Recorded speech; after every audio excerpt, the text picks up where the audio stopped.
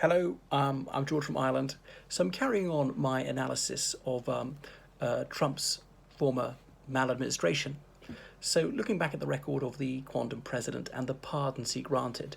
So it's staggering that someone of such flagrant and prolific criminality has not had his collar felt. His party is very tough on crime, except of course when it's committed by the super rich and the well connected. So, as President Trump was Ruth just occasionally, he dished out a few pardons. Joe Arpaio was one of them. Now, Arpaio was not notorious as the cruelest sheriff in the United States, but cruelty, inhumanity, savagery, that's called tough by some people. What's really tough is actually to be merciful, to be just, even when that's unpopular, even when there's a lynch mob baying for barbaric punishments. So, Arpaio was convicted of ethnically profiling ethnic minority people. So, not surprisingly, Trump was entirely in sympathy with this policy of racist discrimination. So, Arpaio believed in extremely harsh sentences for the most trifling misdemeanor and really inhumane conditions in prison. But not when Arpaio was a criminal. For some reason, he should be let out early. So Trump clearly believed that racist policing is not just acceptable; it's to be commended.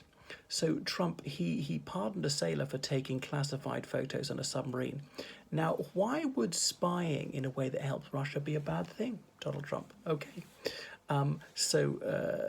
Donald John, he pardoned Scooter Libby, who's a Republican politico, for perjury, a crime with which Trump, of course, has the deepest sympathy. Scooter Libby, he lied under oath to the FBI. So anyway, you can see why Trump would like to establish a precedent there. Dsouza, who's a Republican rent-a-quote. This Trump toady illegally donated money to the Trump campaign. You can see why Trump welcomes illegal campaign donations, and Trump obviously committed a campaign finance violation with his payoff to his former paramour, the pornographic actress. What's her name?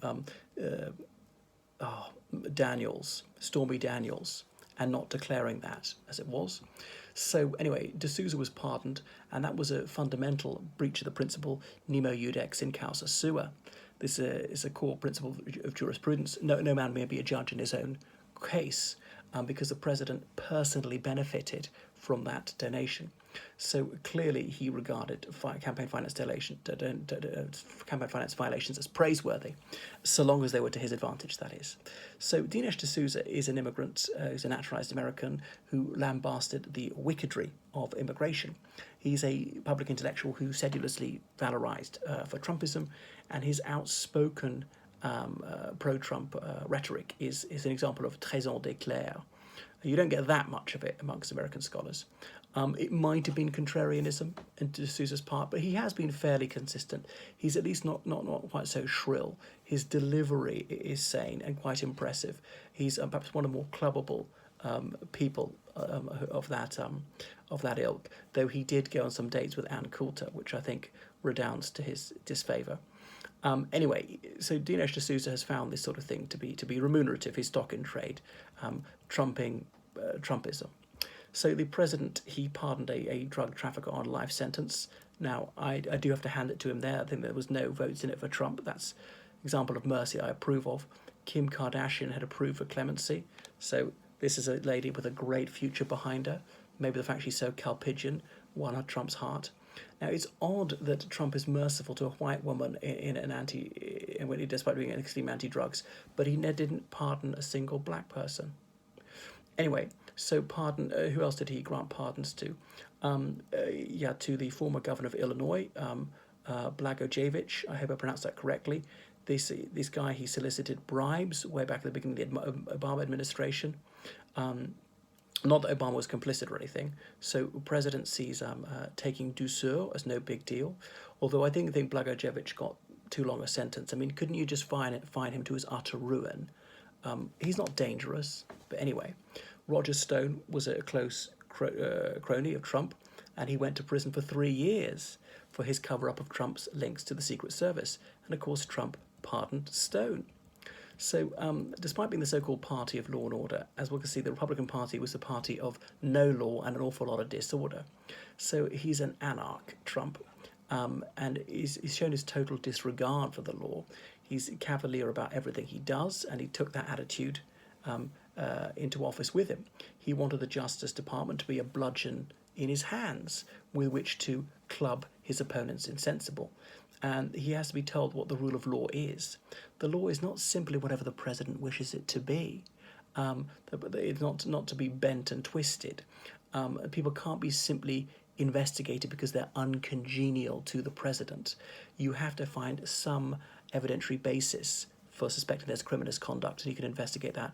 You can't simply investigate a person or an organisation because you dislike them in the hope of turning up something. And when various right-wing organisations were investigated by the IRS under Obama, some people were irate, said it was sort of politicised justice. I don't think anyone was prosecuted in the end. So Trump reacted with fury when he was told something he did not want to hear, and that's how puerile you are.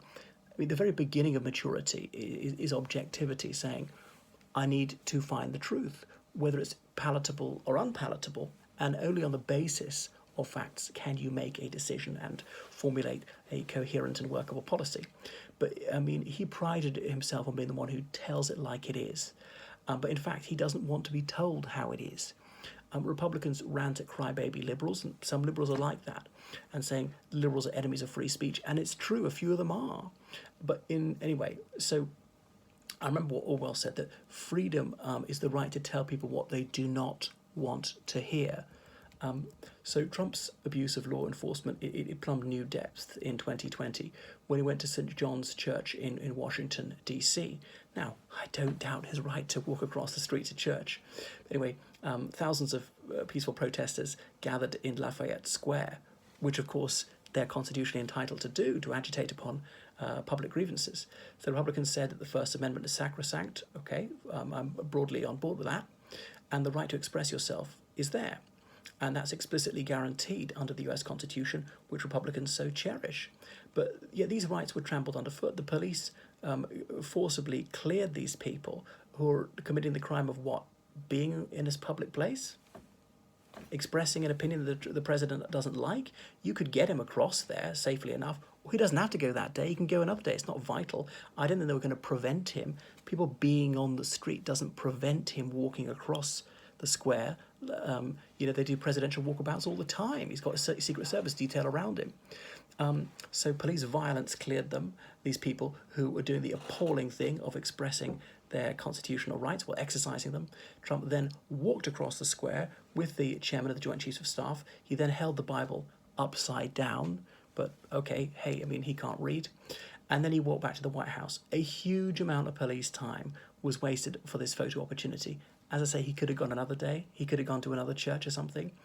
The administration said it was making a point about religious liberty. You could have just said something. Anyway, he could have held the Bible in the White House. But I suppose it's a strategy of tension, like they used to say in France. And these people are racailles, who Trump is against, because he wants to up the ante, amplify any contentious issue. It's sort of the dead cat strategy. You get a policy area that the other party doesn't want to broach, and you put it on the table and you force them to talk about it, especially if your stance on this policy appeals to a minority of the other party. So some of them will vote for you, and the other party will then be riven with dissension, talking about this highly controversial question. And it might have been like the place of religion in public life or something. So to express his viewpoint on religious liberty, he had to deprive other people of their liberty just to be a poseur with that book that he never reads, just like he never reads any book. Anyway, that fed into a key Republican talking point. So it was probably quite canny electioneering. They said that religious freedom was under threat in a country where something like 75% call themselves Christian, far, far higher than the next biggest religion, which is Jewish people, about 3% of the population. I mean, when there are churches in every city which are open, when virtually every single person in Congress calls himself religious, like something like 95% of them call themselves Christian, and on.